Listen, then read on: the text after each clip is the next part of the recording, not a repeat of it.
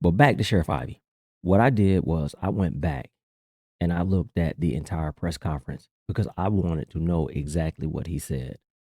And I'm going to show y'all what the media and a lot of the podcasters and YouTubers and these social media folks that's trying to fan the flames, what they did not show you.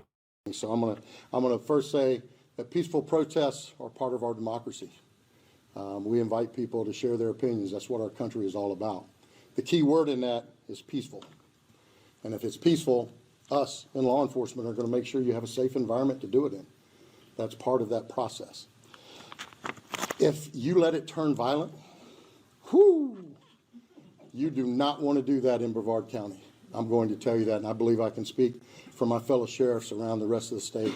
You don't want to let it happen. And just so there's no confusion, because I don't want to hear any whining later saying we didn't know, I'm going to break it down for you. That's what they didn't show y'all. And what he said is exactly right.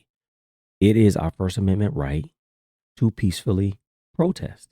Most people are familiar with the First Amendment, whether you've actually read the amendment or not, but it guarantees basically 5 fundamental freedoms, which is freedom of religion, the freedom of speech, freedom of the press, the right to peacefully assemble, and the right to petition the government for redress of grievances, which means that whole redress of grievances part means that we have the right to petition the government to correct a wrong or injustice. Now, having put all of that in context, what Sheriff Ivey said makes perfect sense.